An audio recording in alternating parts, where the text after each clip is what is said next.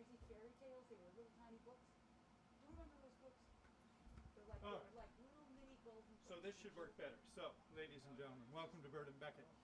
I think you're probably hearing me, and we'll keep adjusting it before Jerry starts this thing so that we know you can hear him. This is an event against the tyrant, right?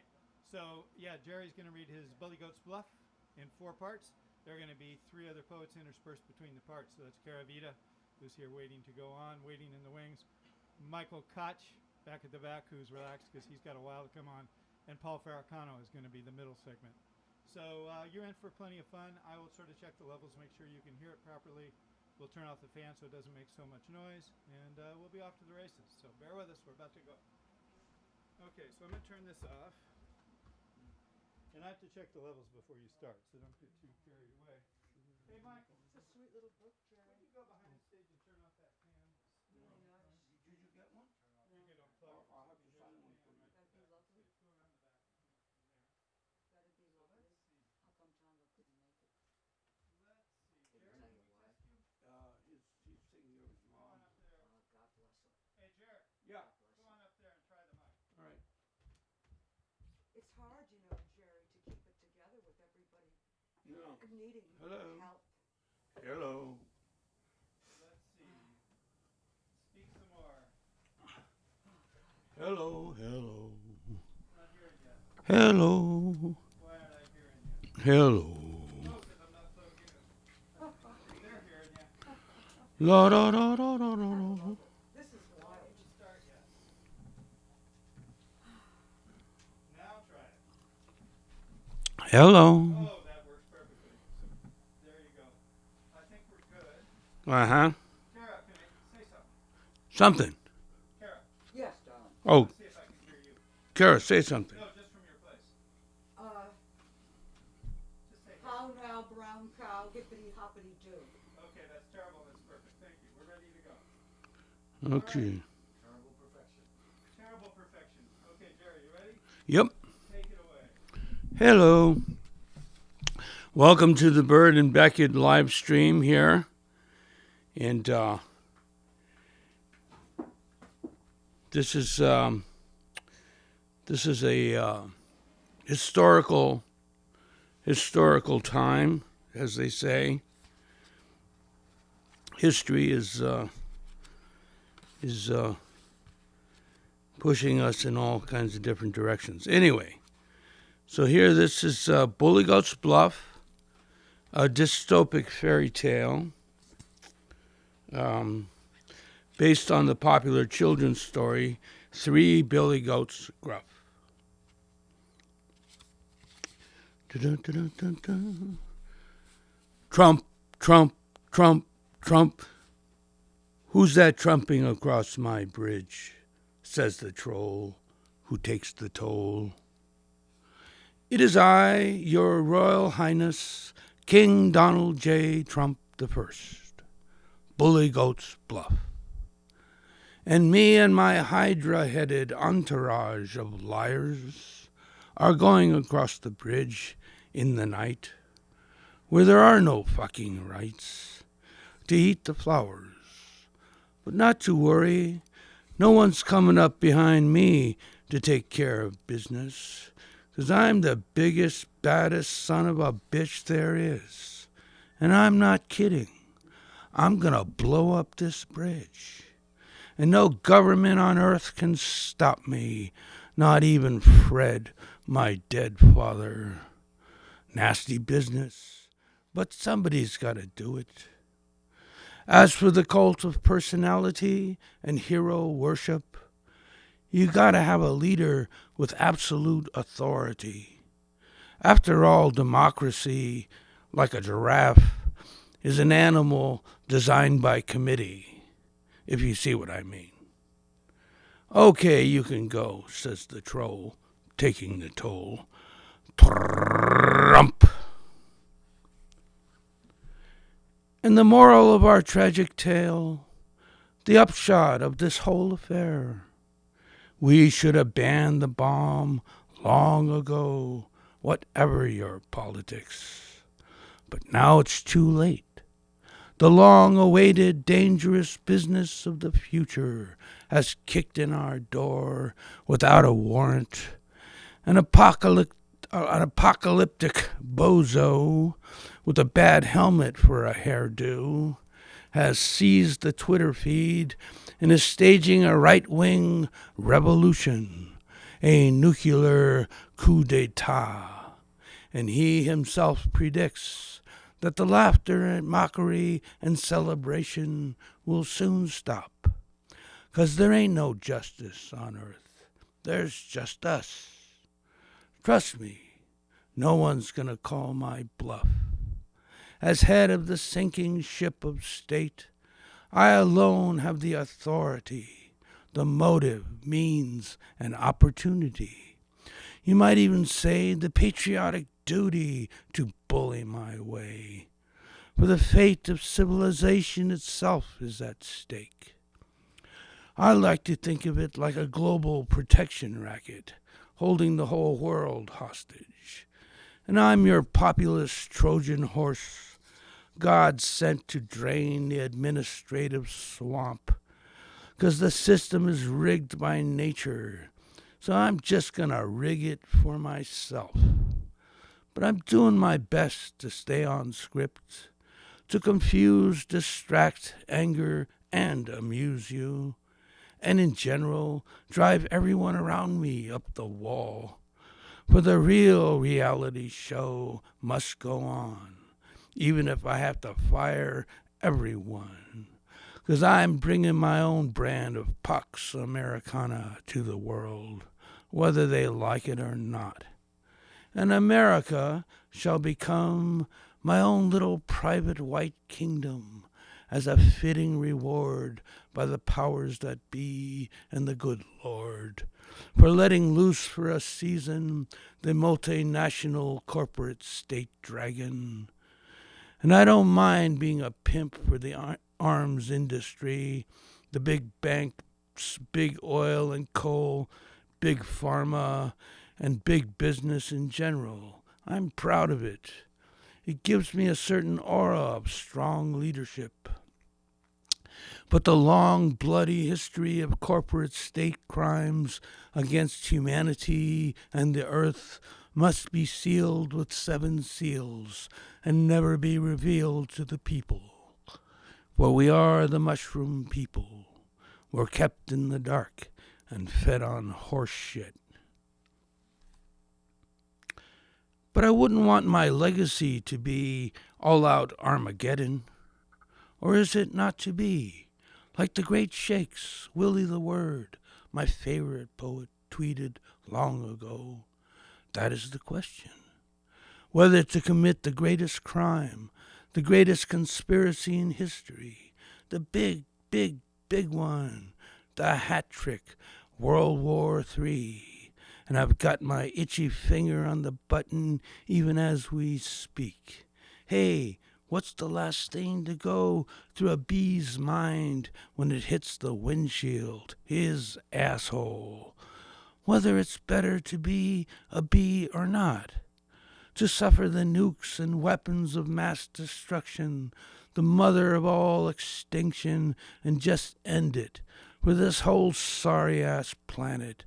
Just blow the whole thing to kingdom come. What choice do I have? Everyone can see it's my destiny. After all, I didn't get to be where I am today by chance. It's no mystery. The powers that be and the deep state, they need me, the sharp knife of my mouth. 'Cause they know with me it's guaranteed. I'll say anything, do anything, no problemo. I'm just their kind of guy, capable of anything. And why should I have to lie anyway? Why can't I just lay it out like it is for the American people? After all, the American people aren't stupid. They know what side their bread is buttered on. They just have a shorter and shorter attention span. So let me get back to you on this all-important question about my real agenda, but only if it's not a state secret. a question of national security. 'Cause then I'm free to tell you all about it. But then I'd have to shoot you. And the whole point is to keep you safe. So believe me, you don't want to know. But not to worry. Orange Daddy will take care of it. And orange is the new white. And orange you glad.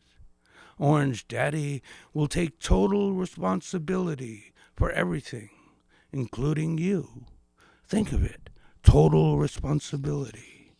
An offer you'd be crazy to resist. I know, let's call it totalism. I'll arrange it myself. And it'll be beautiful. It'll be wonderful, you'll see. I've even installed a second red button in the anal office on my glitzy new designer desk in case there's an emergency and I need to order another Coke. Hey, it's no joke. It's the real thing. Or at least it used to be. Remember, when the country was young and strong and just hitting its stride, a truly American company. Symbol of our success and excellence, especially after a good war got us out of a global depression and put a lot of wage slaves to work, including women who've now come way out of the kitchen so we can tax the other half of the population. And you can imagine the executive privileges, wink, wink, grope, grope, you're hired, you're fired, brought a lot of jazzy razzmatazz to the workplace, too. Half the country was hooked on it. Coke-happy company slaves, and getting paid on top of it. What the more hell do they want? A free lunch? And I noticed all the union leaders were getting fat, the dirty, rotten commie rats. But reading the not-so-secret ingredients, I see they've replaced the original cocaine with caffeine. Hey, wait a minute. Shouldn't we be calling it Caffa-Cola? There's a class action suit for you. Bring back the past, I say. Make America great again. Make that bitch put out again, if you'll excuse my French. It'll be stupendous, epic, like the ass that launched 1,000 missiles. There'll be jobs, jobs, jobs, jobs. I guarantee it. No other country will come close, not even diplomatically, which is what the wall is all about. And not just to keep the assholes out, but to lock all the crazy liberals in till we figure out what to do with them. And it's not just divide and conquer. There's also smush and conquer.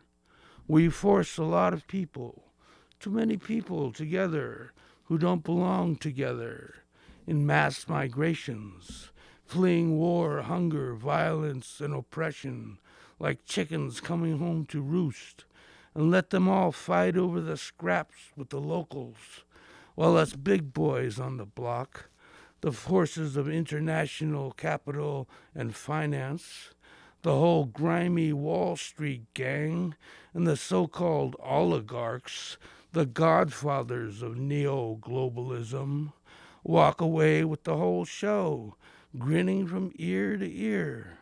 So what did you expect? You may not believe it, but I know my history too. And I always wondered, even when I was a kid, what would have happened if Julius Caesar had actually become God? Wouldn't be the first time there was constipation in high places. As above, so below, in the moral chain of command. But oh, how low can you go? They assassinated the gentleman, so we'll never know. It was horrible, horrible. I dream about it every night. Even my wife wakes up screaming. Forget about 9/11. I think I'll declare the Ides of March a national holiday and tell all the senators they better stay home that day or else. And they ask me why I never smile. Okay, sometimes I feel like a motherless child.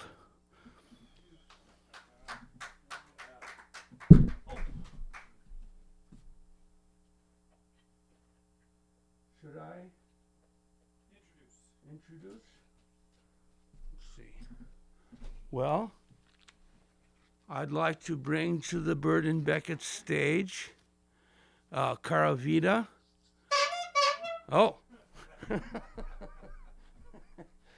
Well, I don't know what to say about that. Okay, we all know who she is, right? Let's hope not. Let's hope not. God, you can make some new friends. I'm looking for my glasses, pulling myself together. Yeah. Now, I noticed, Jerry, Yes. that when you were reading, you had your mask down. Yeah, I was unconscious. Well, I don't recommend that, my dear. I know, But, I forgot. what do so- I know? Yes. So when I take the mic, I'm very conscious, by the way. I'm so goddamn conscious that I'm knocking myself out. Get it? Knocking myself out.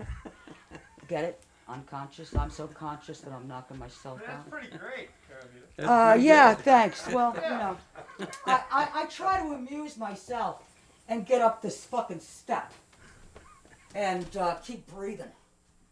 Now, I would like to make sure that I'm following protocol in this wonderful bookstore.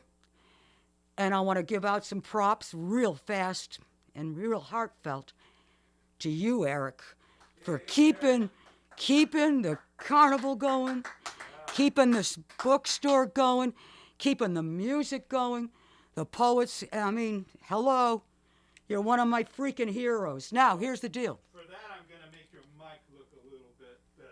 Oh, You is know, that right? So it doesn't Wow, obscure gee, your see? gorgeous- I'm so conscious that so I say something nice to you and you do something nice for me. There you go. Fuck that shit.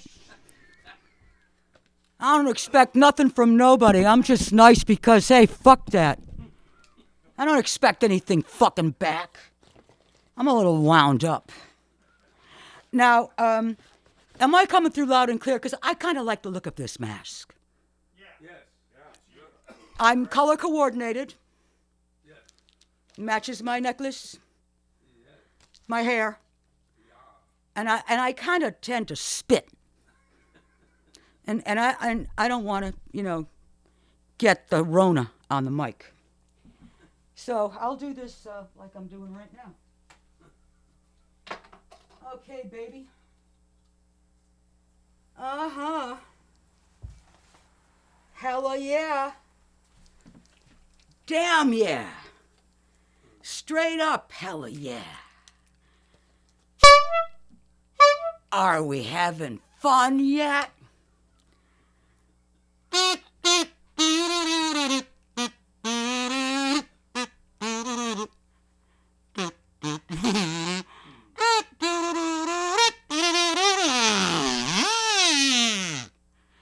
Last call. We could all use a few laughs. Send in the goddamn clowns. Old school Barnum and Bailey, grease-painted buffoons, clowns. OG Circus Vargas grotesques, clowns. Send them all in. Those swaggering, stumbling, lumbering fucking clowns. Horns honking, arms flailing, humongous shoes flapping, senselessly racing around in circles. Clowns, a dozen of them, tumbling out of a teeny tiny car, zany fake frolic. Are we having fun yet? And when will it stop? Chaos, bedlam, practiced pandemonium. leering, malicious-looking midget in baby bonnet, wheels exploding cigar.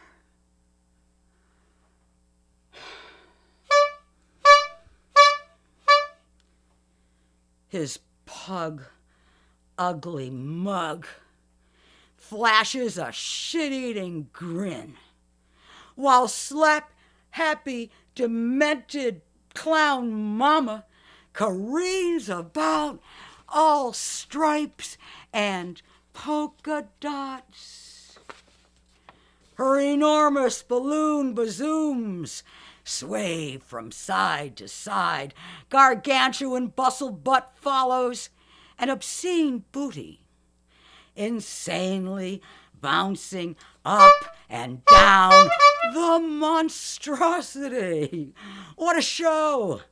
Under the big top, over the top, fortissimo.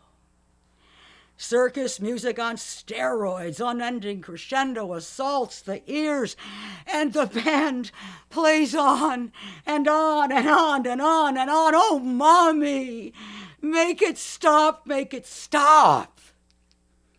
Clowns to the left of me, clowns to the right of me. Oh, man, just look at them.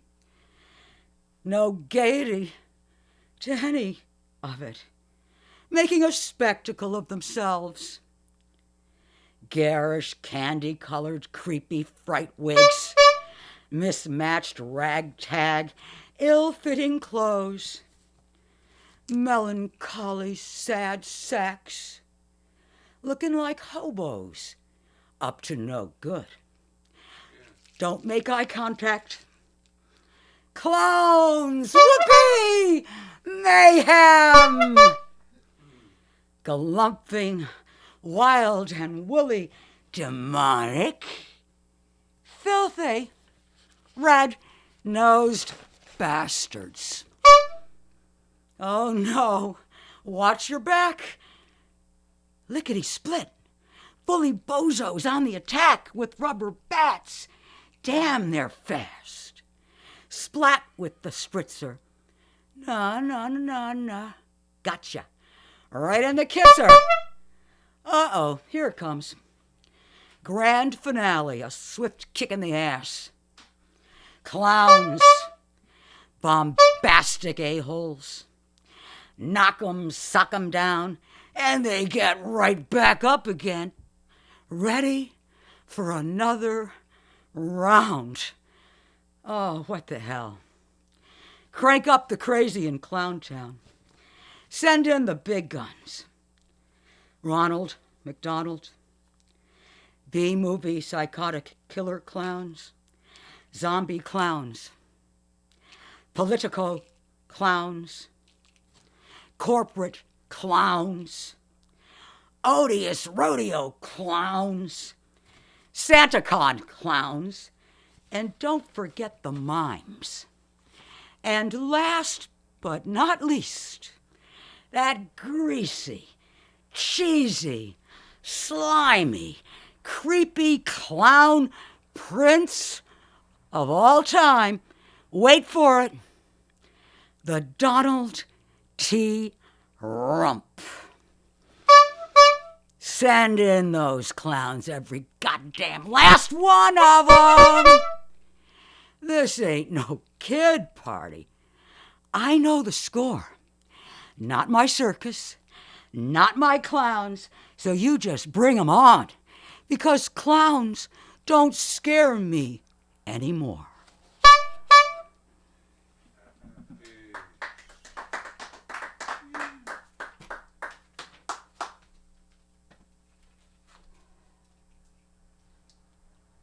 Trump is like the virus. Will he ever go away? Oh, how I hope and pray he will just disappear, fall off the map, never to be seen or heard from again. He has plagued us long enough. Hit the road, Jack, and don't you come back no more, no more, no more, no more. Be gone, I say. clear the hell out of here. Take a long walk on a short pier. So long, boss. The damage is done. Don't do any more. Call it a day. Get lost. Hit the road, Jack. Don't you come back no more, no more, no more, no more. Hit the road, Jack. And don't you come back no more. No mas. Go quietly. No muss, no fuss. No more maniacal tweets. No more zombie rallies. Or bullshit unreality TV shows. You're fired. Pack your bags. Leave already. And don't you come back no more, no more, no more, no more. Don't you come back no more. After a disastrous 4-year run, your dog and pony show has been canceled. There will not be a sequel. There will not be reruns. Now move along. Off you go. Stick a fork in it. You are done.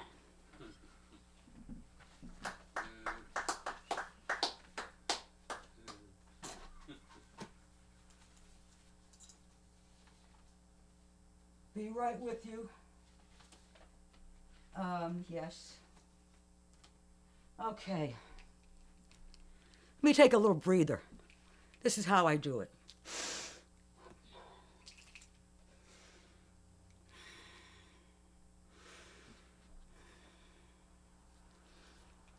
Am I a poet? Am I a poet? Is this a poem? Who am I to question the words magically writing themselves in a lucid dream?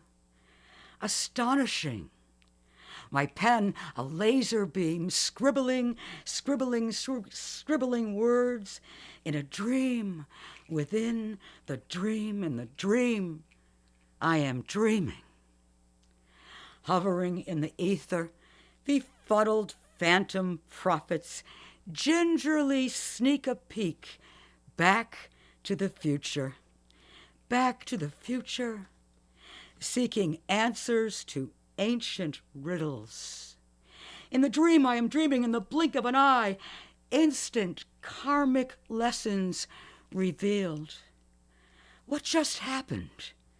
I am in control, making it happen, finding my way to destiny's playground.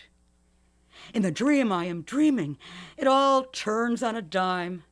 Another place, another time, another dimension. An illusionist conjures up Pierrot, a ghostly clown, naive, mute, and aloof. He casually balances on crescent of silver, glittery moon. His legs dangle carelessly, hidden in baggy white satin pantaloons.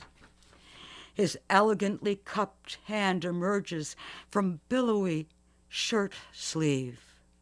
Arm outstretched, reaching, Pierrot poised, unmoving, ever ready to catch random falling stars, dreamed into being. In the dream I am dreaming. He awaits with all the time in the world. Eternal. Lo and behold, to my great surprise, Pierrot stares straight at me. Locked in his gaze in the dream, I am dreaming, I am mesmerized. His sweetly sad-knowing half-smile, barely perceptible, lingers briefly on his powder-whitened face, and then disappears without a trace. In the dream, within the dream, I am dreaming. Pierrot finds the answers, finds them in lucid, solitary musings. He discovers the answers. to all the ancient riddles. They are his secrets, precious for him alone to know, never to be whispered into another's ear. Hey, diddle, diddle, hey, diddle, diddle. I hear strains of child's rhymes, a child's rhyme, floating in the dark, velvety sky. Hey, diddle, diddle, hey, diddle, diddle. I look up, up, up. I am dreaming. I look up. Oh, there they are. As if in a trance, I wave and shout, hello, hello, here I am. Dreaming, dreaming, the calico cat playing fiddle with wild abandon. Dreaming the dream within the dream, I lightly leap to Parisian rooftop. What a party going on. Charles Bukowski tends bar. All the drinks are free. Guardian angels and mischief-making simians cha-cha-cha with Ginger Rogers and Mark Chagall. What a hoot. Ella Fitzgerald sings duet with B.B. King. Jimi Hendrix and David Bowie kiss the blue-pink sky. Marionettes released from their strings dance the tarantella, and the puppet master doubles over in raucous laughter. I am dreaming rooftop parties as far as the eye can see. Astounded, delighted, amazed, in the dream, I am dreaming. I discover I can fly. Exhilarating, I am Peter Pan. My fears at bay, all is well. I sail up, up and away to celestial realms. In the dream, within the dream, I am dreaming. Am I a poet? Is this a poem? Or nothing at all, simply a mere bagatelle? Who am I to say? I am dreaming. Lucid dreaming, dreaming myself more alive, asleep, more alive than when I am awake. And I'm having the time of my life.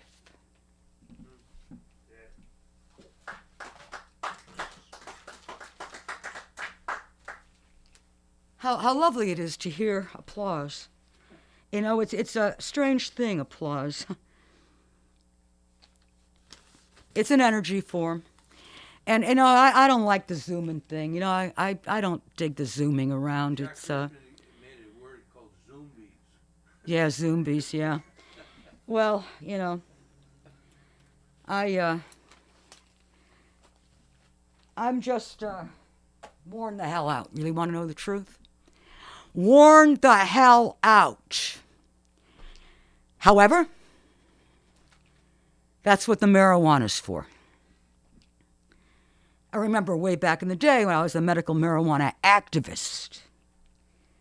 And, you know, we worked very hard on getting things rolling back in the olden days, before the plague, before cannabis was legalized. And there's a thing going on right now where the people that rent apartments, I guess they're called landlords, they don't want people smoking cigarettes or marijuana. That's something that's coming down the road.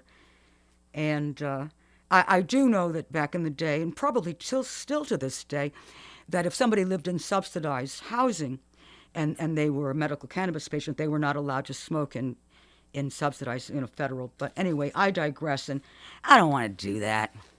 Let me just say this. I have been down the rabbit hole so many times. You know, I drove myself cuckoo going down there. Yeah, I was hanging out with the Mad Hatter, and it got pretty insane. So I came up with a little rhyme after many hours going down that dark, dark hole. And so I begin. New normal. New world order. The great reset. Ready, go. You can take to it like a duck to water, or go with it like a lamb to slaughter, a cute little lamb to slaughter. It's a safe bet. Either way, you are fucked. Let me say it again. You can take to it like a duck to water, or go like a lamb to slaughter. Either way, you're fucked. Are we having fun yet? Enjoy yourself. I've done this song many times here. You know, a lot of this shit that I've been doing tonight and thinking about and everything that's happening, this is all shit that, you know, I've been talking about for years, and all this fucking internet. And, you know, I just got an iPad, 2 years ago? I was free from all this bullshit. You know, BP, before the plague. I was free from this shit. But now I'm not free from it. And I want to say this. There's a couple of bullshit things that I used to say that I can't stand anymore. One of them is, we're all in the same boat. No, we're not. There's a lot of fucking elite motherfuckers are on fucking luxury yachts. Other people are in rowboats, ready to spring a leak and barely staying afloat. And there's other people who are, you know, up shit creek without a paddle. That's what's the fuck going on. So we're not all in the same goddamn boat. Forget that bullshit.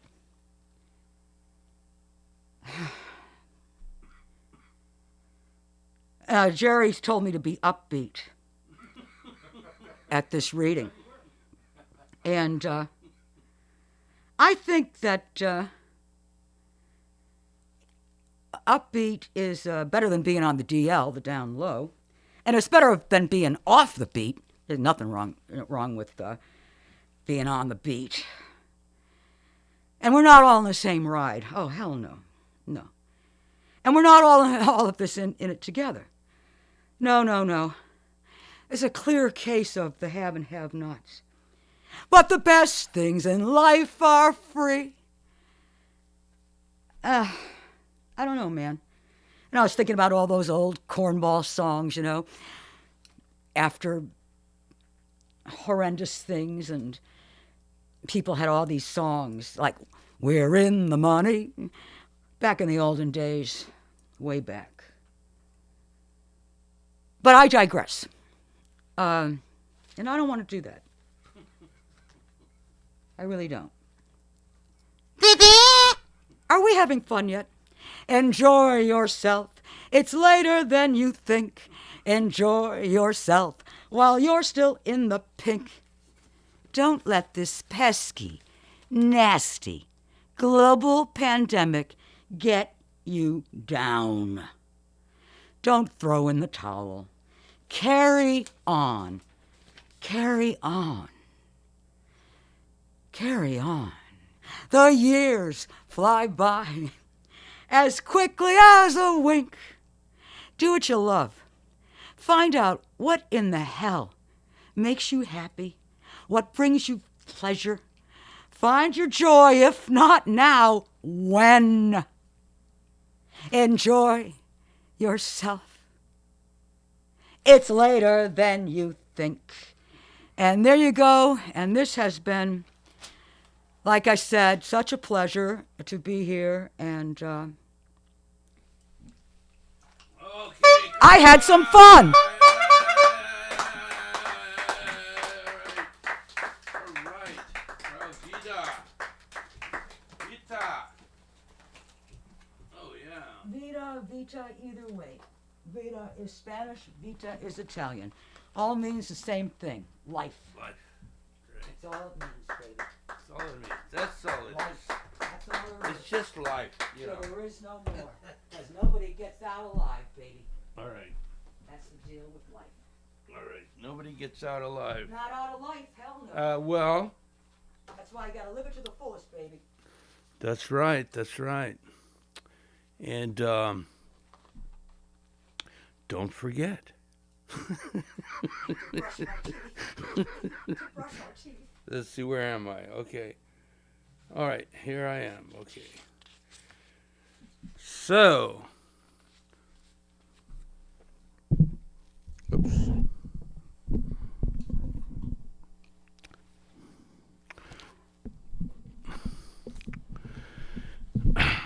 Oops.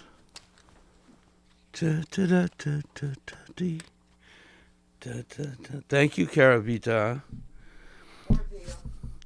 Now, if only I can keep it straight in my own mind, my own cold, calculating, and conniving mind, my own suspicious, paranoid, malicious, tortured and twisted, dark and demented, totally detached, logical, left-brain gotcha, macho, monomaniacal, and brazenly self-promoting, brilliant business mind. Which red button is which? Can't just leave it to chance, unless I'm just crazy. How crazy? Crazy how? Crazy like a fox, revolutionizing the hen house. Like I tell the free press, the enemy of the American people, I'm a stable genius. And I might add, a totally rational, natural-born leader who shoots from the hip.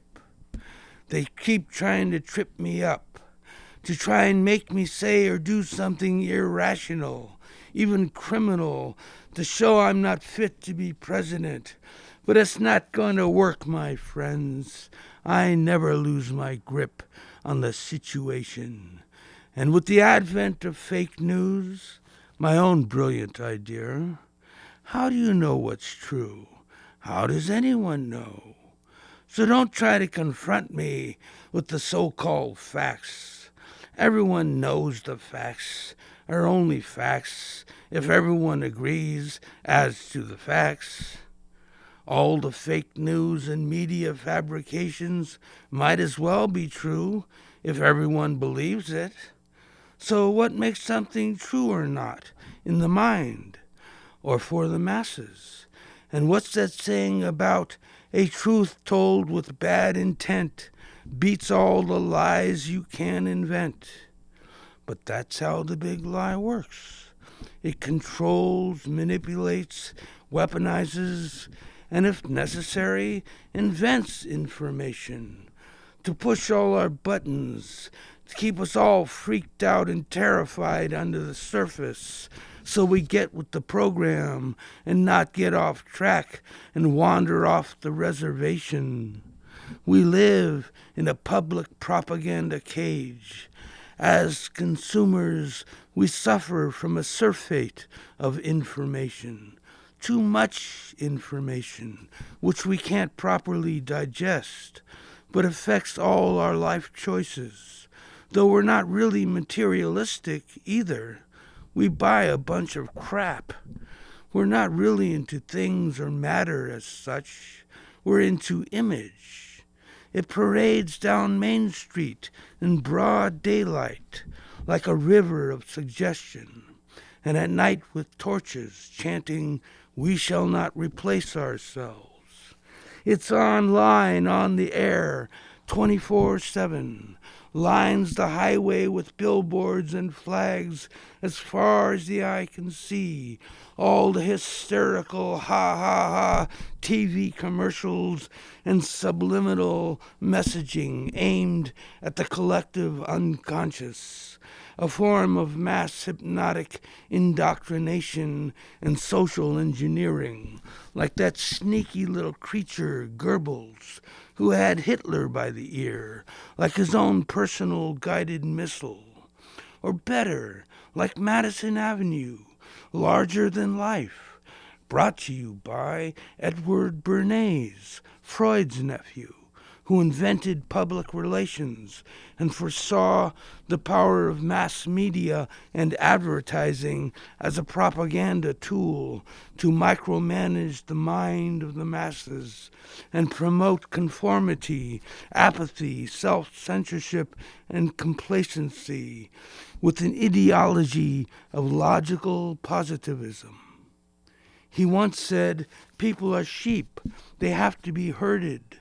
The whole Nazi intelligence think tank propaganda machine imported from Germany to Fifth Avenue after the war. So who knows? Who cares? The Jews? Most of the advertising the masses of Americans are exposed to nowadays is produced by Israeli firms and Zionist think tanks with intelligence connections.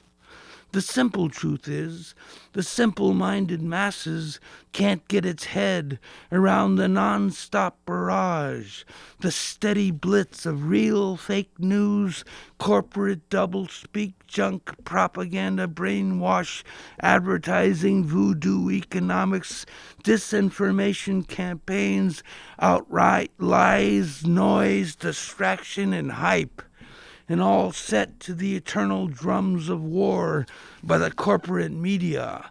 And it's all political theater for mass consumption, the real politic of the absurd, of which our Trump is a past master. And the Trumpites love it. They show up at the polls with guns and vote against their own interest. That's exercising your rights. That's the American way. And if you're a real patriot, who you gonna believe anyway? Me? Your divine commander-in-chief? Or the crazy weather? All these so-called scientific theories and predictions and fancy computer stuff about climate change doesn't prove anything to me. It doesn't even make sense. It's snowing outside, but I'm supposed to be breaking a sweat. You call that a science? I mean, half the time the stupid weatherman can't even predict what it's gonna be like tomorrow. Duh. I'd lose my job if I was that inconsistent. And I gotta do my job. You know what happens to presidents who don't do their job. Anyway, we get the weather we deserve. But you see, they gotta blame me for going ahead with America's business, to put America first. That's how out of touch they are in their ivory tower church of science, with their own modern-day myth and textbook standard of truth. But really, do you think science can explain everything? There's lots of stuff in life you have to take on faith. They're just talking to themselves. They probably don't even watch TV, much less read the Bible. They must be dreaming. And it's all a total hustle and a hoax to begin with, cooked up by the Chinese propaganda ministry to destroy our faith and supreme confidence in America's own domestic industry, which I promise to miraculously restore with a wave of my hand. But hey, I love my friends, the Chinese. Such a clever people, terribly efficient, like ants. In fact, my accountant tells me the Chinese own America on paper. So you know how much I need the Chinese. For when the old yellow dragon of prophecy awakens at last, to knock this cup of godless reason off my shoulder, when east and west lock horns, it'll be gorgeous, really, truly gorgeous. The bridge itself will tremble as we dance across for our destined rendezvous, our post-historic tango. And if I don't say so myself, the most brilliantly crafted, strictly business proposition ever to go down in the history and art of the deal. With a Cold War military buildup on both sides like the world has never seen. And it's got America first written all over it, in chapter and verse. It's every man for himself and winner take all. A fantastic idea. Everyone I know is talking about it. Not that I'm taking all the credit, but under my war-footing economic leadership, the stock market will swell like the bloody tide itself, lifting all boats in our vicious Pacific pivot, our vigilant fleet of readiness, preparing for peace will be our battle cry.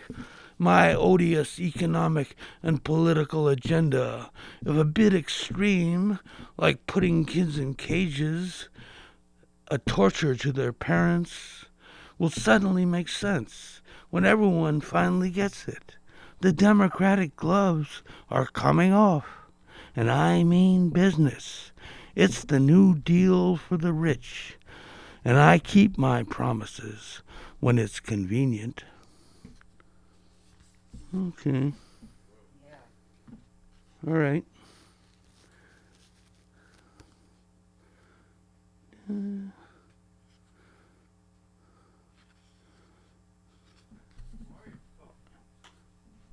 Okay. Tweeting right along. Under my all-seeing guidance and sleazy snake oil salesmanship, consumer confidence in the laissez-faire neoliberal designer free market will lead to the land of plenty for all, as long as you don't rock the boat with too much regulation or transparency in government. And it'll be totally terrific, even scary. The marketplace will explode with new ideas and opportunity. Democracy will never be the same. Maybe I'll declare a jubilee and set all the debt slaves free and make an army of my citizenry, but only if they swear absolute loyalty to me personally. So remember, you may not want Uncle Donald, but Uncle Donald wants you. As the high priest of politics, my man Machiavelli so succinctly put it, to rule is to serve with an iron boot, and Putin's got nothing on me. In the ritual abuse of my powers, to water the tree of liberty, while laughing up my cynical sleeve, a lily-white winged goat, symbol of the purity of my race, shall be led to the slaughter in its appointed karmic destiny, where my name shall be emblazoned forever on the glitzy marquee of grand hotel and casino heaven, floating on a sea of tinsel, built by yours truly, and for whites only, of course. Consulting my own omniscient and infallible business sense, by divinely inspired executive order, the credulous masses shall be swept into the winepress, along with all the other trash and surplus population, lying journalists, overzealous news organizations, treasonous whistleblowers, environmental eco-terrorists, climate change alarmists crying fire in a crowded theater, abusing the First Amendment, total extinction rebellion nuts and doomsayers, unwashed social justice freaks, radical socialist rebels without a clue, and yes, jungle bunnies matter too, anti-human animal rights advocates, dangerous, lawless, anti-social anarchists without any morals or manners, out-of-control riotous protesters against everything American, progressive intellectual Marxist traitors, subversives, and activists of every stripe, description, and color, boring, frozen feminists without makeup, disgusting LGBTQI, etc., all the sickos, weirdos, deviants, preverts, and degenerates, all the lazy, homeless leeches, and all those gimpy, disabled activists who'll find no wheelchair access to my throne room, thank you. And of course you can't talk to a horse. All the lefty liberal whores in Congress writing their hypocritical political jackasses pale as their promises for a better deal for the American people and their precious environment. And you can bet your ass the fornication of their wheeling and dealing behind closed doors, that den of iniquity, is the last thing they'll ever admit to their pathetic, weak-kneed, bleeding heart commie constituency, drunk on their constant whining, pimping their wares in public discourse about democracy and the rule of law, when obviously they don't believe a word of it themselves, or maybe they'd get up and do something about it, which is what the Second Amendment is all about. But then I myself, with my almighty pen, to put down a doomed insurrection, would swiftly exercise the divine discretion of my office and order an end to their naive and childish dreams real quick, and they know it. And who wants a bunch of wimps, cowards, and Pollyannas running our modern-day Babylon anyway?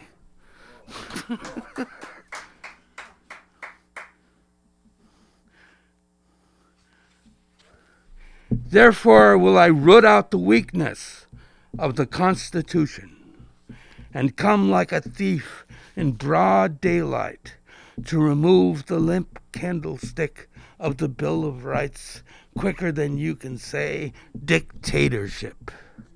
For now, as was written in my little book of life and death, shall they come before my shining throne on the great day of my fraudulent re-election, my divine inauguration.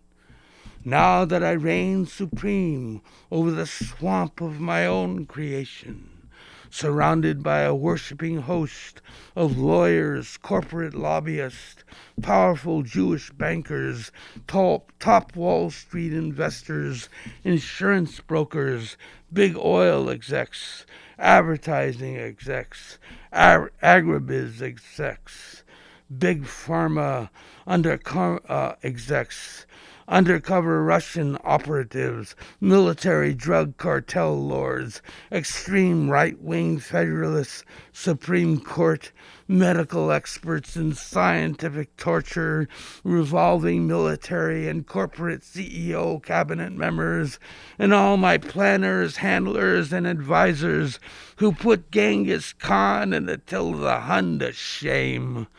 All the yes-men singing my tune, the whole junta wearing the bloody robes and stolen crowns of their criminal profession, as one by one, anyone who calls my bluff, who dares to dissent, who tells truth to power, and opposes the worldly wisdom of my political vision, one by one shall they be cast into the nuclear furnace forever and forever, not because of any animosity on my part, but simply because they can't take a fucking joke.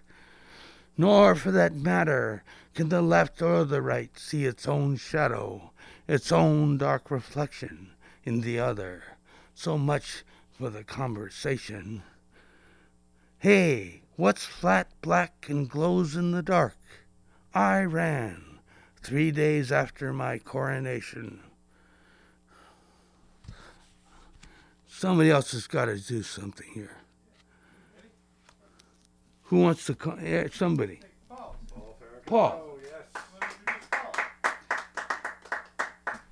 Paul Fericano. Thank you for coming and say something about Paul, Eric. You know more. I'll come up. You come down. Okay, he'll introduce you, Paul. All right. Whoops. First, I gotta get these things off. All right. This mic is silent, though. Nobody's gonna hear all this rubbing. I muted it. It's okay. I think. Did I forget to mute it? I don't know.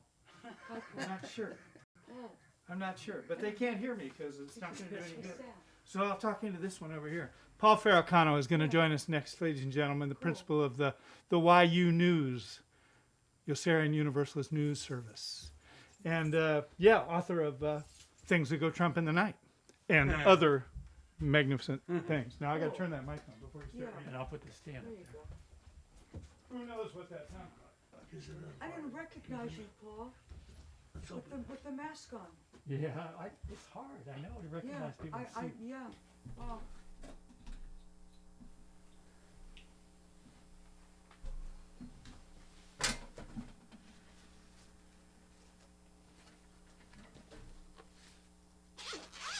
So are we on? I think we are. Okay.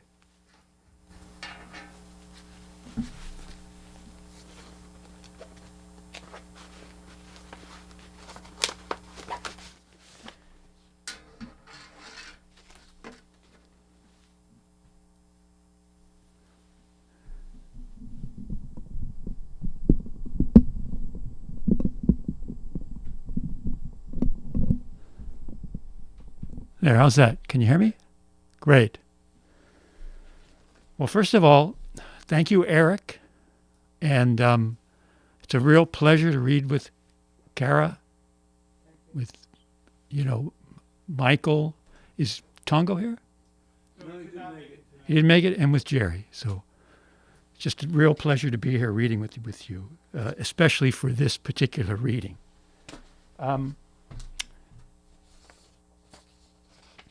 I want to start with, I love persona poems. I do. I work a lot with them. I love assuming the voices of particular characters. And I want to start with a poem that's in my book, Things That Go Trump in the Night. St. Paul stumps for Trump before being stoned by the Corinthians. And if you're a Christian or a Catholic or a biblical scholar, you understand that Paul wrote all these epistles, and one of his most famous was to the Corinthians. And what you need to probably visualize in your head about this is that there he is, Paul in his robes, about to stump for Trump, and the Corinthians are out there listening to this and slowly picking up stones. St. Paul stumps for Trump before being stoned by the Corinthians. What if he could not speak in salty tongues or fast food beef, and diet drinks or pork chops on a stick? And what of his illegal rapists for whom there is no dreaming? If he could not praise himself, be nothing more than a chimney sweep or the smoking gun at the bottom of his father's safe deposit box. Veracity is an empty cell in his brain, for all he says is true in his name. He sets his watch to howdy-doody time, where dossiers and liars are Watergate under the bridge. For he is never proud, too proud to be boastful, to consort with leakers and colluders, and if he cavorts with concubines who relieve themselves on hotel beds, his complicity is the gray wool of old goats. What if he could reinvent his words and reshape all reality? What if he could do these things while his people are encouraged to gaze elsewhere? Look at the grouse. Look at the grouse. And what if he could wear bows and push buttons that would decimate nations? Would he not still be revered? Would he not still be adored? The pellet with the poisons in the flagon with the dragon, and the vessel with the pestle has the brew that is true.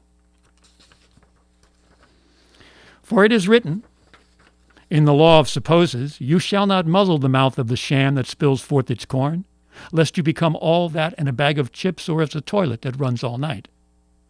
And if he is obstructive, inflated, paranoid, and suspicious, these faults are rarely exalted in your eyes.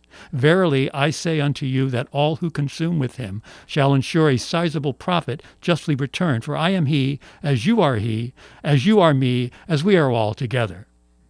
Yea, though his fingers be like long ties, you know not what he is up to. And denial shall be his greatest pleasure, for the hoax perpetrated in bad faith is more than payment due. Be not disturbed by troubled times. They are as common as the normal spin of outrageous rent hikes. For soon the shore of certainty will vanish and strange odors will fill your nostrils. When he was president, he thought not as a president, and reasoned not as presidents do. But when he grew a tail and fumbled and groped the many girly bits, and they let him do it, he embraced his presidential ways. Now he wears the black face of his birthright, and faith in desperation kneels where once it stood defiant in his name. Muller, Muller, why hast thou misshapen me? Later, he shall envision a darker stain and wear the mask of Batman, beetroots, and bucket heads. He spends no time swinging a club, spray painting his skin, or sleeping in a tree. Fake gospels. Yea, verily, yea. Chaos, confusion, and catastrophe shall mark each tweet with impunity, but of these three, the greatest of thee is Muhammad Ali.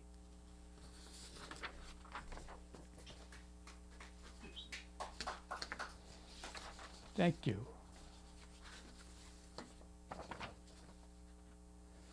So these are 4 little short poems.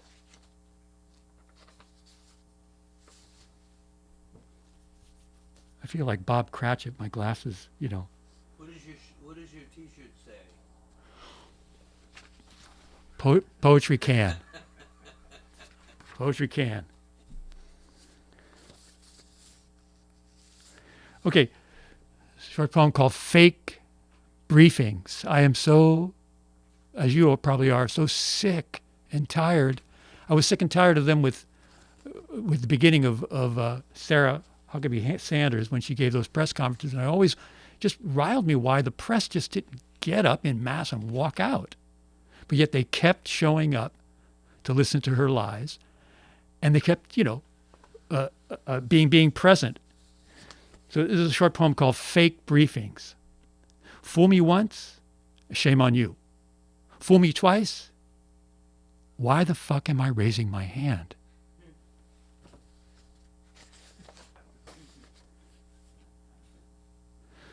Christianity suffers a setback. Jesus returns, preaching the benefits of recycling.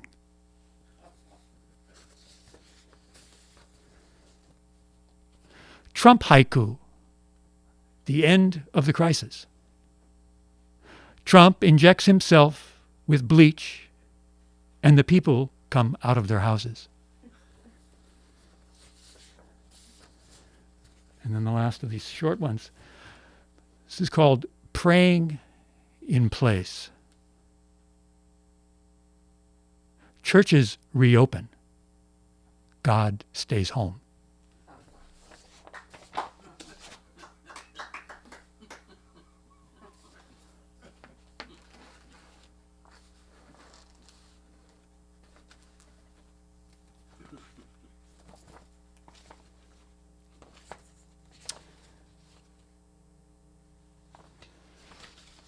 So I don't know. There's a lot of Catholic bullshit in my poems, and I find nothing really different. I'm sorry about all the Catholics. I was raised Catholic, was studying to be a priest. Believe me, I've been through all this. But if you look at what's going on within the Trump administration, there are a lot, and I mean a lot, of far-right Catholics in his administration and outside his administration that support him, which is scary in and of itself. Catholicism is scary by itself, but the far right Catholics, it's something else. What did they say about Friday the 13th? You can eat meat, but only if you're wearing a mask.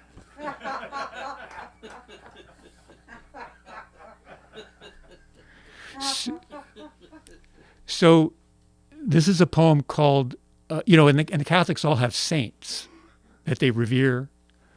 My mother's saint that she revered was Saint Gerard. He was the patron saint of expectant mothers, and so my mother was so devoted to him that she had like 12 kids, and she named most of them with middle names of Gerard or variations of Gerarda or Geraldine, So this is a poem called "The Patron Saint of missing things, which in the Catholic Church, the patron saint of missing things is Saint Anthony of Padua. And I remember just growing up, and if there's any Catholics in the audience or anywhere, you remember that, if you lost something, you prayed to Saint Anthony and you found it, So this is a poem called The Patron Saint of Missing Things, and it's a poem for today. The news is bad. Every story is a nosebleed. Every word is a stain. Everyone is a threat to everyone else. Nobody is in charge. I don't know what to believe. I don't know why it matters. Where did my shadow go? Why can't I cover my ass? I confess to my therapist on Zoom. I have horrible panic attacks. I can't breathe at night. I see dead movie stars. What should I do? How the hell should I know? He yells. And he hides in his closet. I call my mother. I plead with her. I'm disappearing. I can't see my reflection in your good eye. I speak in tongues, but I have no tongue. Is there anything good on TV? I told you to never call me here, she screams, and hangs up. I drop to my knees and pray to St. Anthony. What happened to my faith? Where is the light at the end of my tunnel? Which way do I turn? How do I get out of here? That's when I find my keys.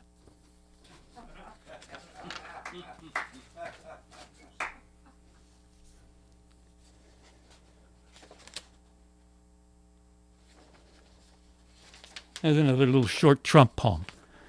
Trump takes charge. Covered in shit, he demands to know who farted.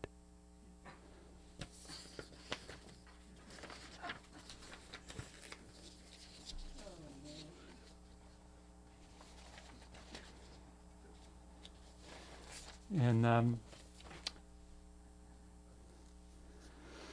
this is a poem called Sheltering Out.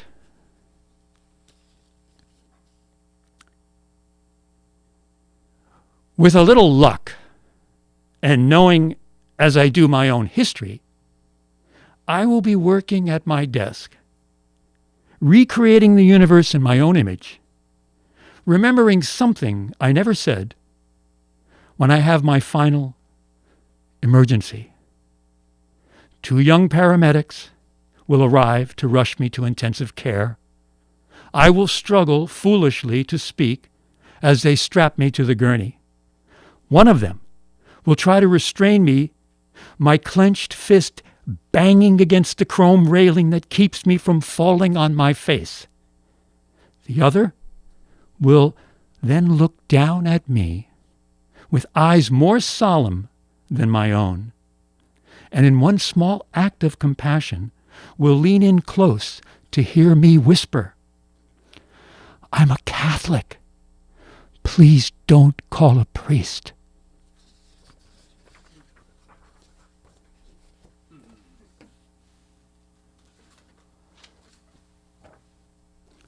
So I've been working the last few months on several writing projects, and one of them is what I call the suicide notes. And I want to explain that as much as I continue to condemn and repute the lies and sheer madness of Donald Trump, which I do, with great zeal, I have also taken the position that the dangerous behavior of Trump's enablers and supporters must be called out for their cowardice and complicity. So as a satirist, social political satirist, with a wealth of unlimited resources at my disposal, I see no more certain way for me to accomplish this than to simply have them knock themselves off. And what I mean by that is that the Suicide Notes is an online project that managed to do this by mocking them and then ridding the world of these morons once and for all. So their attempts to divide, undermine the rule of law, subvert democracy, and abandon all sense of decency defies logic. They accuse the left now of doing what they themselves are trying to do, which is steal the election.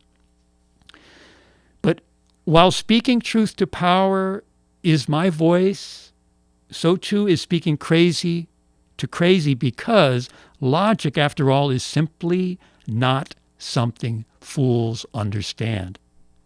So those who cheat, lie, creep, and deny, they must be exposed for who they are. And who they are the nitwits, the scoundrels, the traitors of Trump's orbit, who, with a lot of help from me, will choose to end it all in the Suicide Notes. And these are daily postings of the final messages left behind by a cast of about 1,000 crackpots. So you can join this memorial procession at yunews.com or on my Twitter account by following me at YU News Service. Okay? So I want to read, they're posted every day. Started posting these on November 7th, the day that they called the election for Biden. And on that day, I posted the first one, and I've been posting them ever since. And I want to read you a couple of these to give you an idea. I'm going to read, they're different. I'm going to read them in a little bit different order than how they're posted, because the way they're posted online is that they state the suicide note, they state a little bit who this person is, then their actual suicide note, and then how they committed suicide. So I'm going to just take how they committed suicide and add it up to the top to let the suicide note stand for itself. So this is one I posted today.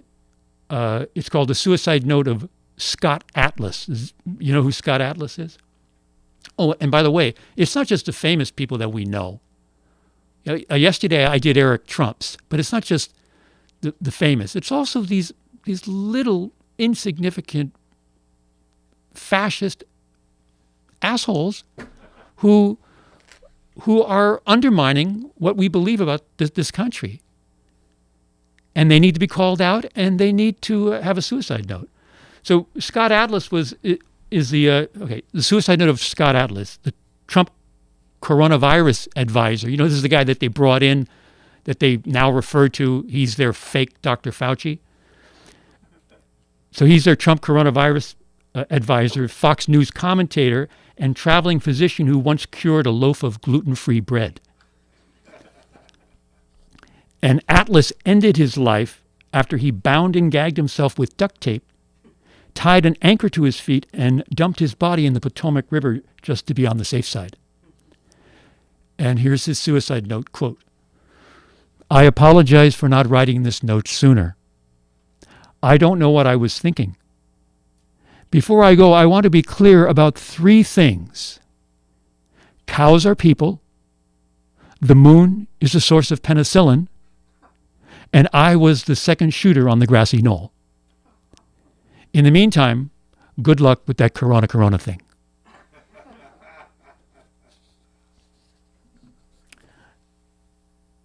The suicide note of Eric Trump. Second brain-dead son of Trump and brain-dead brother of first brain-dead son of Trump. Eric Trump ended his life when he tried to inflate the value of his property by pushing down on the detonation handle wired to the building he was standing in. And here's his note, quote, "What's this lever do?"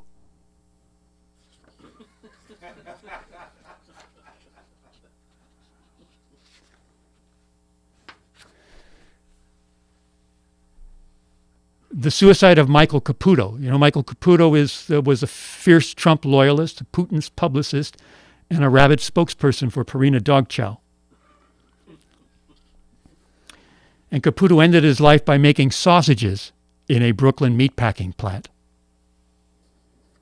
And here's his note, quote, "Liberal scumbags.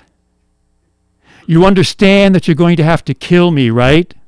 Fortunately, that's exactly where this is going. You think you want a vaccine? You don't want a fucking vaccine.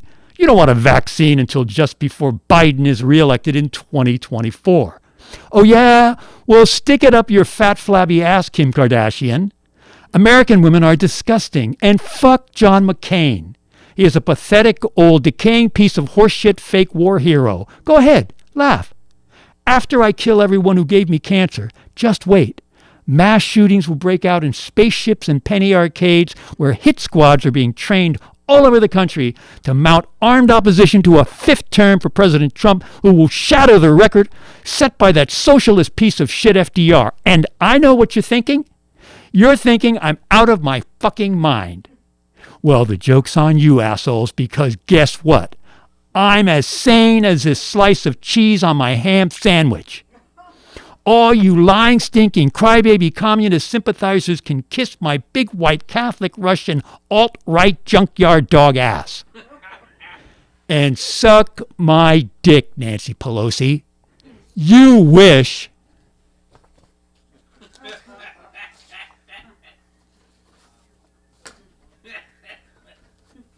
So follow me on Twitter if you're on Twitter. If you're not, get it on the website, yunews.com.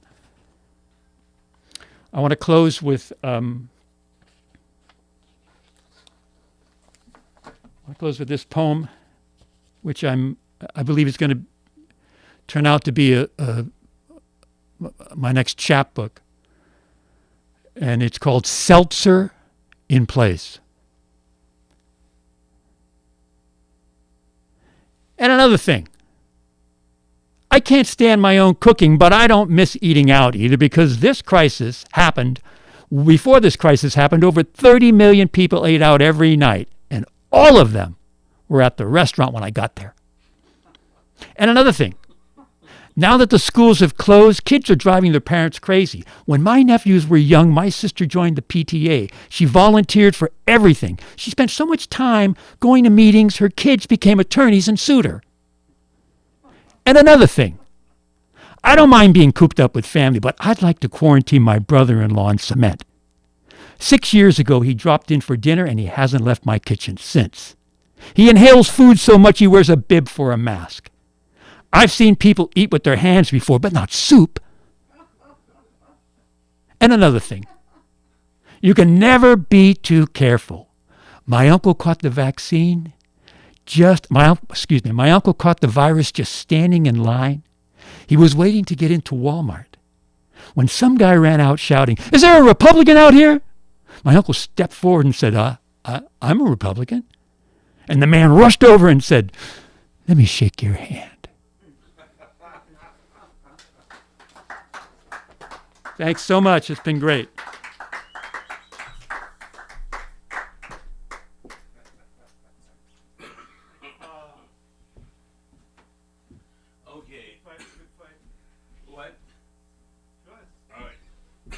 Thank you, Paul. That was great. Fantastic. As always, great stuff. Now I got to figure out where I was.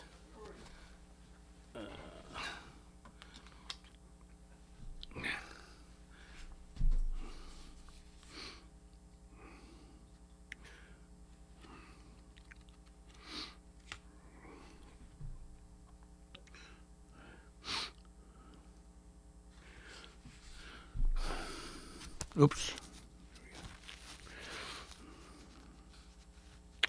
Oh, my minion, my born-again base, followers of the one true faith, progress, along the perilous path to economic paradise.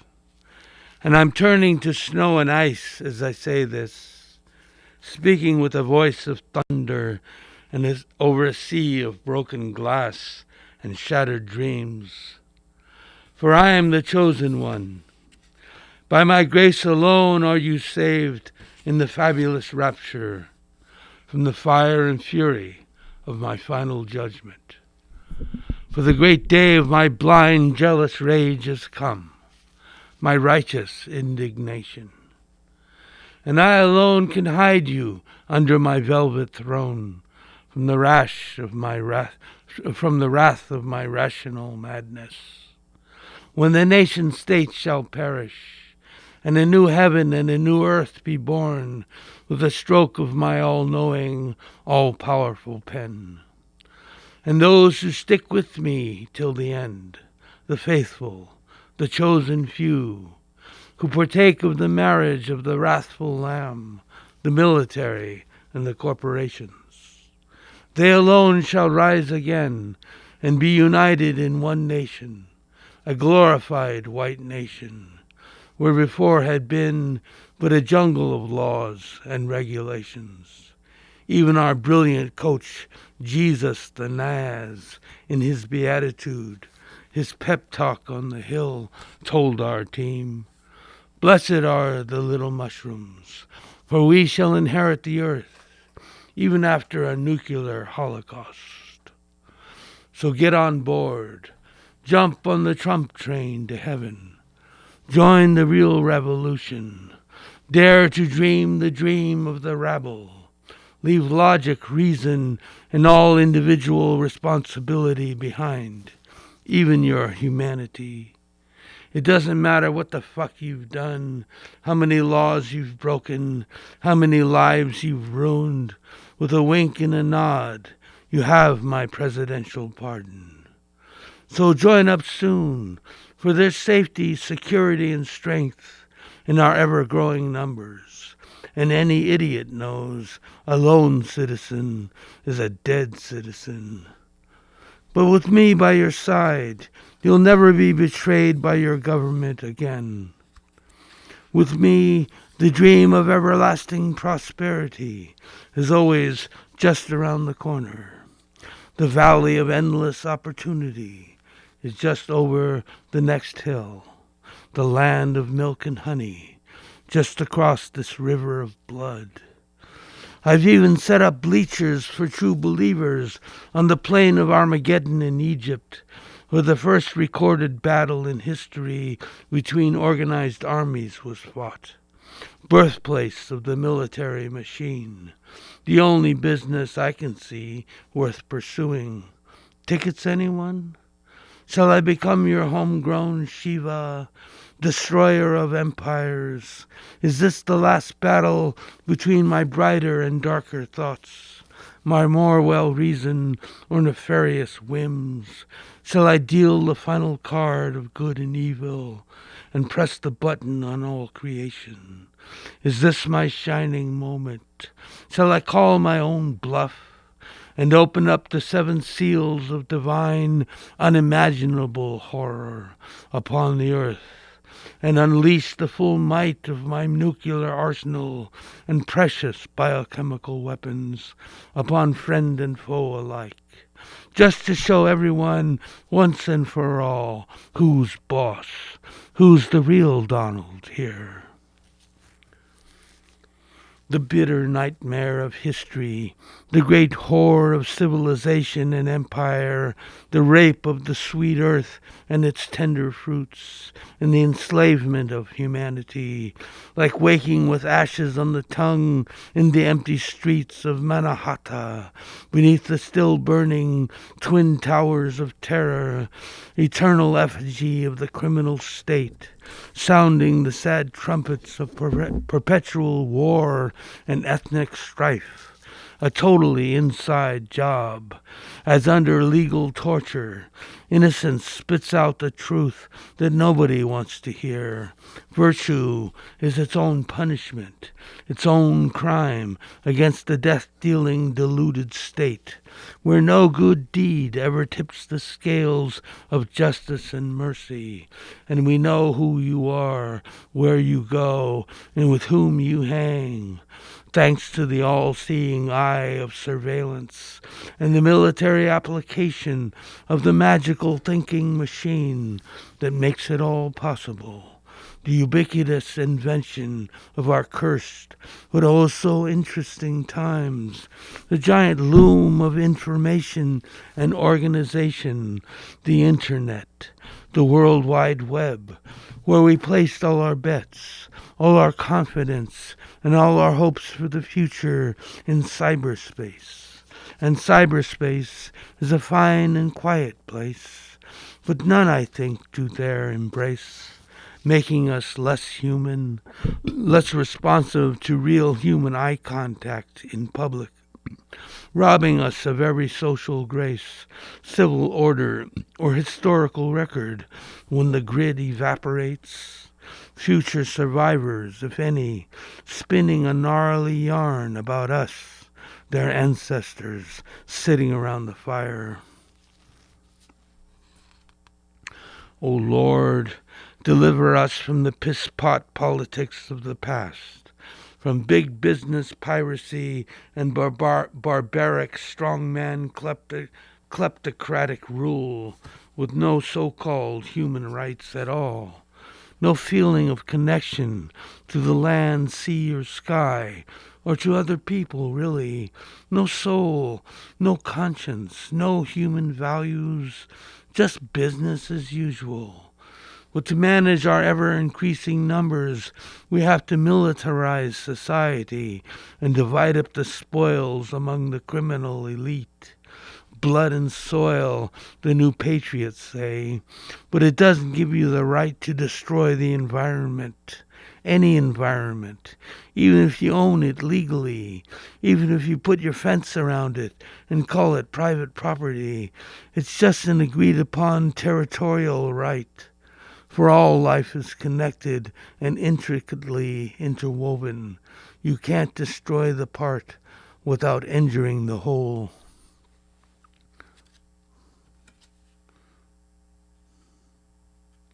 Nor is it wise to insult our Mother Nature. She who must be honored and protected might change her mood, change her mind, 'cause we're rubbing her fur the wrong way with this toxic masculinity at the top, with this war on women and wisdom, and the weather turns bitterly cold instead, and inhospitable to man. It's happened before. Mayans waking up to their frozen crops, conquistadors walking their pale horses across the frozen Rio Grande, a fiesta of condors in tow. How cold can it get?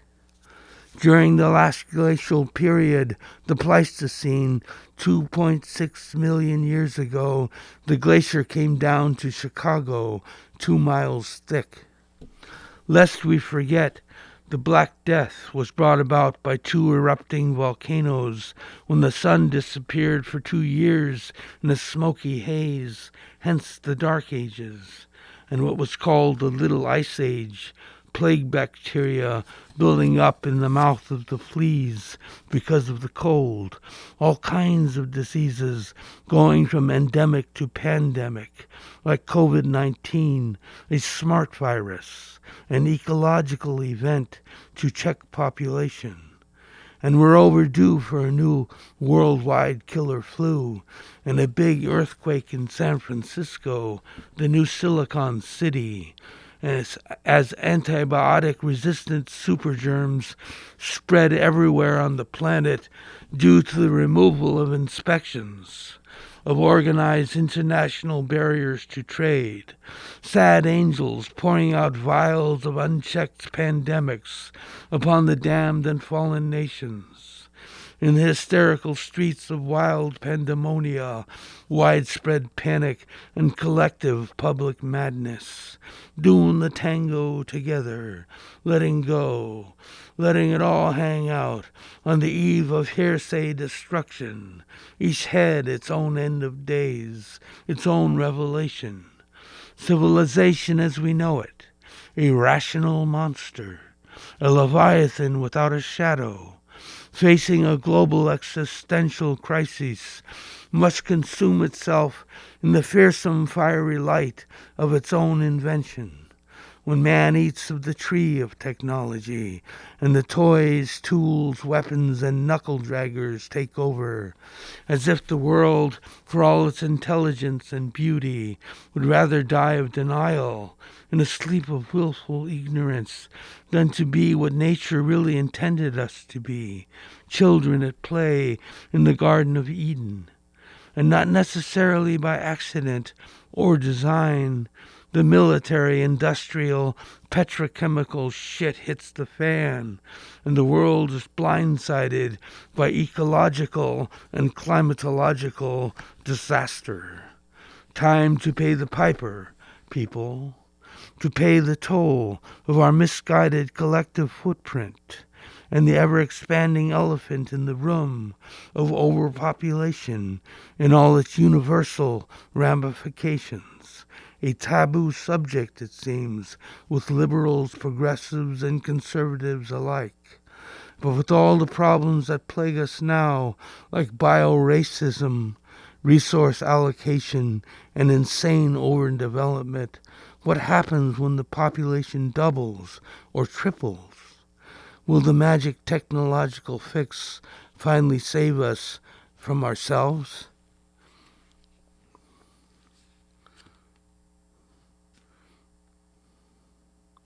So, Michael Koch. Oh, Jerry, yes. Yeah. I'm gonna clean off that mic. I Yeah. muted it. Just, It's not working right now. oh, it's not working. So I'm gonna clean it off and then you can hold forth. All right. Do you need this? No, this one. Well, maybe you got stuff No, to put down.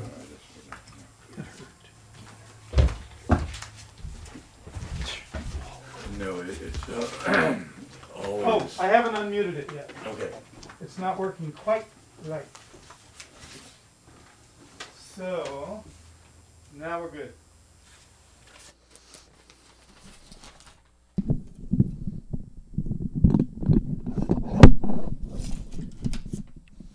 Okay, we're good? Yeah. Okay.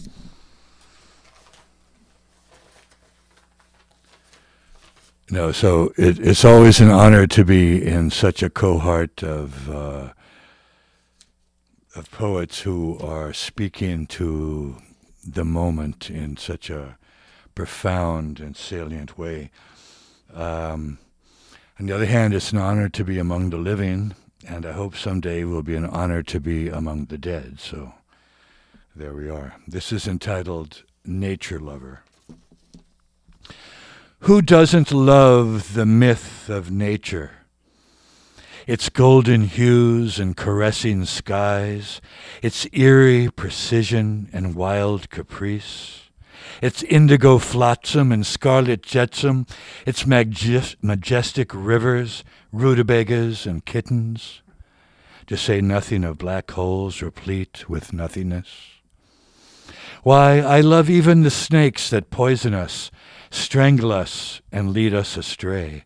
The red-eyed rats that devour our infants as we sleep. The green sunshine like tropical holocaust. The blue azaleas like fistfuls of sand. The snow blindness and thirst as we root in the mulch of our delusions. Ah, nature. What better than trudging through the thistles collecting a bouquet of crutches and cell phones, or stumbling through the weeds with a verse of nature poets tripping off our tongues. Once, combing the beach for shrunken heads, I even found an extinguished star whose light has yet to reach the earth.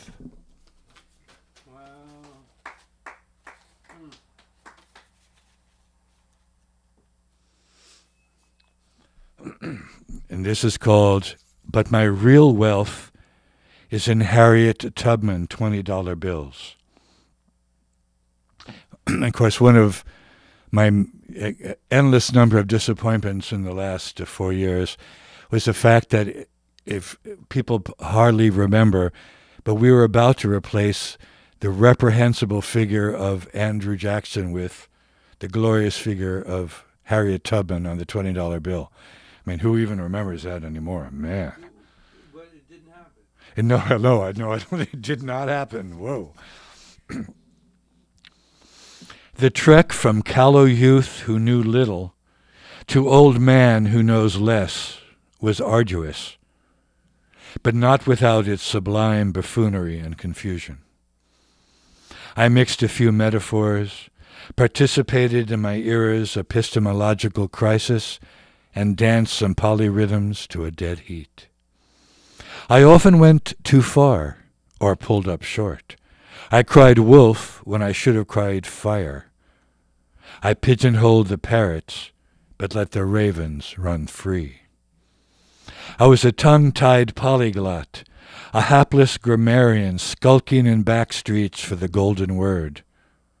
As for the moon, I inhaled its dark fragrance. As for the stars, I let them sweat.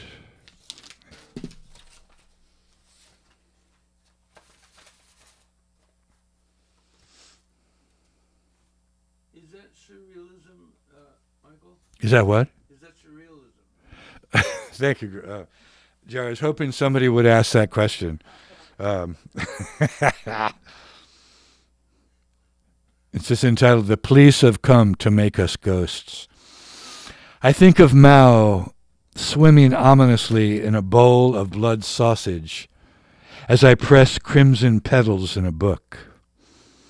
An hour after eating, I'm hungry for transcendence or stale strudel. I'm hungry for a dogfight, for a luminous void, for the hanky-panky of prophecy and destitution. Rent is a wound that doesn't heal. The police have come to make us ghosts.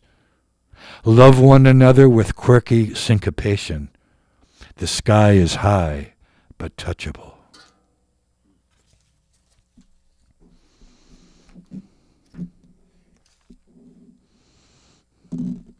As one.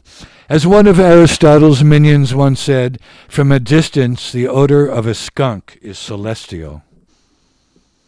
O boiling seas and grieving skies, save us from the short-circuiting toupee, the mirthless stars and fallen stripes. Lead us between the cat-house of God and the dreaded non-sequiturs of the dismal science. Give us Marx with Dizzy Gillespie's goatee, and may the mother of all mothers wear a feather in her pork pie hat.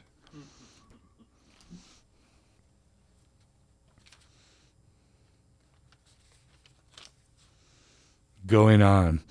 I'm talking to the ground god. The groundless god talks back to me. I'm tongue-tied to the soil. Lingua franca blooms black in me.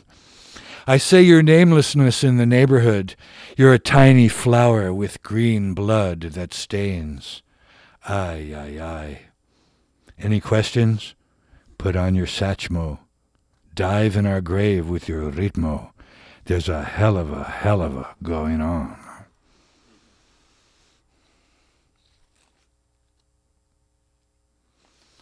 No, I want to say, too, that Jerry's poem is like, wow, man, he just keeps on touching on profound themes. Like I read it, there's a really incredible thing in the recent New York Review of Books by this guy, Fintan O'Toole, an Irish, pundit, academic, whatever he is. But he basically writes this thing, and it's kind of like, it's the idea that, Trump is already dead. He's addressing us from beyond the grave. And it's really an interesting conceit, and he really develops it in a way that's really deep, because I think we're in a moment politically that requires us to think way outside the box. Way, way outside the box. Give us this day. Tonight the moon is resplendent in a short skirt and tights, as glib and idiomatic as the sky that force-feeds us a purple mountain's majesty, while the banks hunt us down, every good deed a capital crime, each dead end dialectic. Still, dogs keep barking, hearts breaking, heavenly bodies circumnavigating lascivious light. Our daily bread, yes, oh, it lordy lord, most of all that sweet chariot swinging low.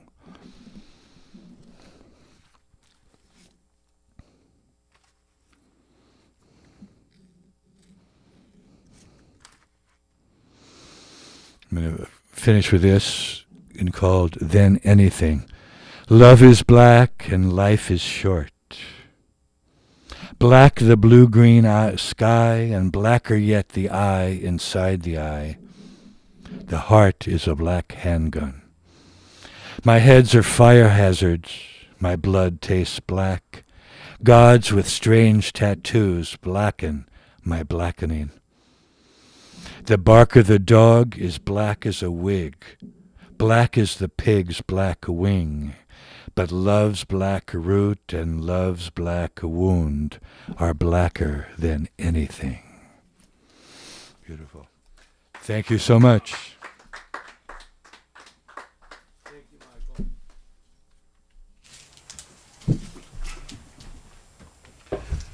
Thank you so much. Thank you, sir.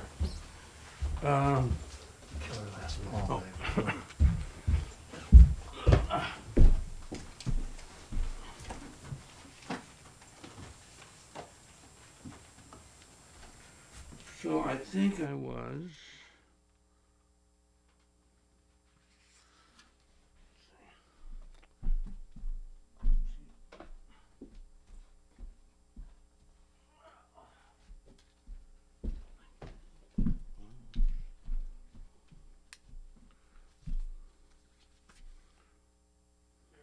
Yes. Yes. Hello? Hello? Okay. Then we know we're in trouble. When the gods conspire with man-made and natural disasters,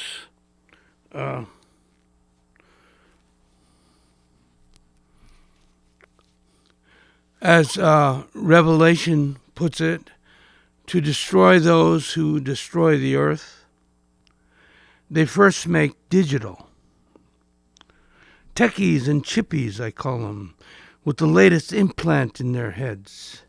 The snotty-nosed walking dead, left brains locked and loaded with too much useless junk information, like overeducated lemmings marching in a trance toward the cliffs of oblivion as fast as they can. As in the ancient Vedas of India, two birds sit upon a branch. One eats and enjoys himself, and the other consults his laptop. But nature demands culture, not just conformity and information, and characters, fate, and ethos we create out of our own experience, within our intimate circle, and from which there is no escape. Our post-historic, secular, multi-culti, auto-technocratic, unsustainable, agribiz, fossil-fueled, synthetic social system, with all its sacred rights and privileges, with all its social and domestic ritual customs, the cultural pillars of the so-called Judeo-Christian ethic, has come full circle, has run its course, and the age of Pisces, the fishes, and of the opposites is no more. And our Savior isn't coming back. The Christian era, the drama and passion of the young dying star, the dreamer who became a man so he could suffer and give his life and know what it really means to be human, and thus redeem the world with forgiveness and compassion.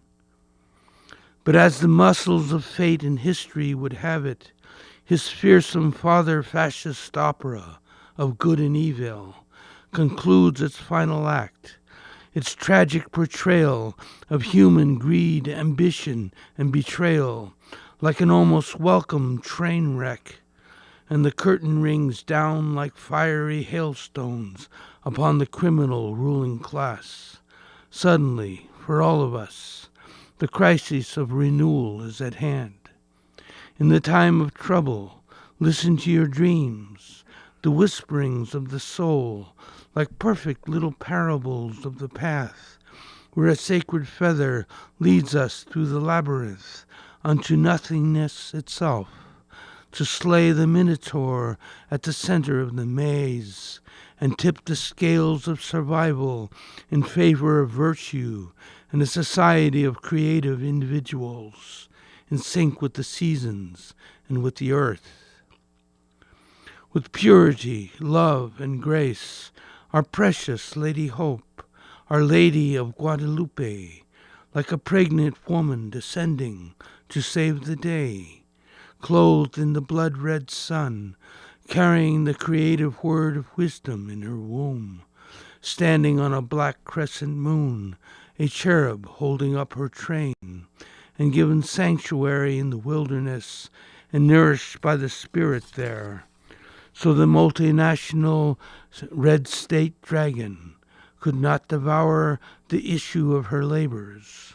Crowned with a crown of 7 sister stars, the shining Pleiades, she walketh ever beside us in dreams and visions, and shall walk upon the earth as an avatar to guide us and bring us peace and the bright sword of wisdom and understanding, like ripe fruit dropped from the hallowed trees of the unknowable. The seed of the good remains, and the table is set for the new Anthropos, the blue man of mystery and the green maiden of spring, born together like a fiery gem in the belly of the fish, where waking consciousness and our dreams are one, and boingo, yin and yang, the opposites unite, and psyche takes an evolutionary leap, for the content has become the container, the jug from which the water-bearer of Aquarius pours her living, healing spirit. I am a wilder of the way, a dreamer and a keeper of dreams, and the earth is my temple, my place or principle of time, where I took as my name the plum of the everlasting, from the mother tree of humanity. I am her loving son, gone out of the new Jerusalem. The 12-gated prison floats on a sea of black ice, of frozen dreams, gates flung wide to corruption and spiritual abomination. The great lie of Zion, of patriarchal authority and ruled by a chosen elite, based on the law of the written word, the primitive politics and tribal religion of the book. Curiously enough, the number 666, the number of the beast in Revelation, in the I Ching, the Chinese book of change, stands for yin, the feminine principle, the earth itself, where the myriad creatures dwell, and where all things are made new by the skillful means of the Lord of Death, rising from the black sea of dust and ashes, and ruling over every vanity and every earthly crown and nation, covered from head to toe with his business-like eyes, clearing the decks for the next generation. For where death has no dominion, neither can the fountain of life flow to succeeding generations. Sex and reproduction, as advertised, would quickly consume the earth, like a mountain of bones cast into an ocean of blood. Humankind would lose its true heritage, the gene of its humanity, the loving bond that holds the small intimate group together. For we are all genetically programmed to live in small groups of about 30 or so, like an extended family, adapted to a habitat in which we no longer live and have largely destroyed. Domesticated human beings, being the outcast animal that we are, would then go feral, a menace to self and others, and a danger to heaven and earth. But not to worry. No hurry, no worry, no fuss, no muss. What makes me an optimist is that the problem always solves itself. Send not for the whom the bell tolls. It tolls for the masses, and the masses toll for the whole planet. But nature, in its infinite patience, always bats last, always has the home field advantage, always has eternity in the on-deck circle. For time is its way of keeping everything from happening all at once, and space its way of keeping everything from getting all muddled up together. Timeless wisdom off the bathroom wall. All information, all intelligence is simply nature's way of saying, aha, when all the elements of creation, fire, water, earth, air, and emptiness, object and subject, effector and affector, the physical, mechanistic side, and the subjective side, affording no proof of itself. It is what it is, as in an organism, where all the bits and pieces of the living puzzle fit and come together as if by gravitation, by meaning, and not by chance. And oh, when we get the big picture, evolution is the guiding hand of wisdom. But there is no conservation of information in nature.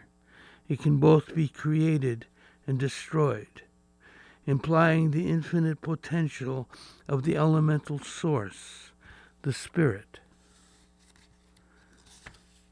As for human society itself, if God gave us his commandments, the rules of propriety and right living, and to stand in awe of our fearless lords and leaders, nature went a step further and gave us a sense of humor. Here's one. Why did the monk choose to sing alone? He wasn't very gregarious. Hey, as long as you can laugh, you're alive. The problem for Trump and his ilk, like the troll in our fairy tale, is that the goats, like his lies, keep getting bigger and bigger and bigger. For greed and desire for power always needs another object to devour, always feeds a bottomless hunger. Like my father used to say to my mother when I put too much food on my plate, his eyes are bigger than his stomach. Sooner or later, he'll bite off more than he can chew. And just to prove goats have a sense of humor too, they say Trump is not politically correct, but is ecologically correct. He eats tin cans and so recycles too. For it's also a dark comedy on the folly of human ambition, of hubris and its demise, which every child knows is divine justice in disguise. Of course, the real problem for everyone is getting out of God's good world in one piece. So drink up. It's not midnight yet.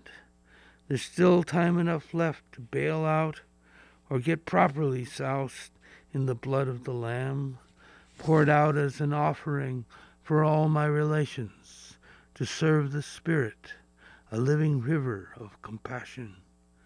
And if the magic doesn't work, if it doesn't bring the rain to ease the world's pain and avert the coming apocalypse, don't blame God, but fear Trump, the man, and his own master plan, his arrogant psychopathic fantasy of absolute power and control, a political fairy tale that always ends badly for the trolls. And it's not over yet, by any means. There's still time enough to bury our brains in the Twitter feed, peruse the fake news, and use the old newspaper for its ultimate purpose, to duck and cover. All right.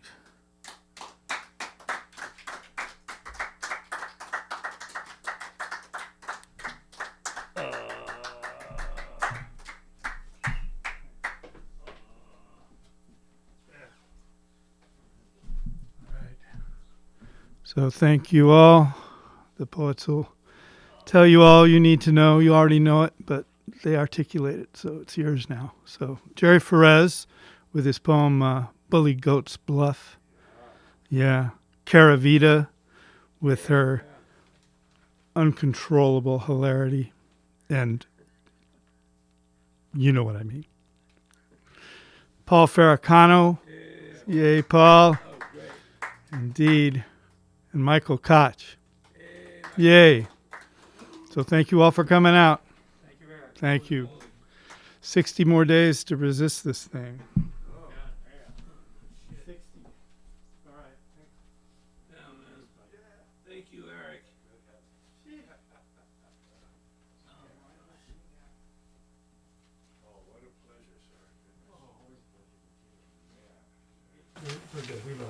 How is Lifshitz doing?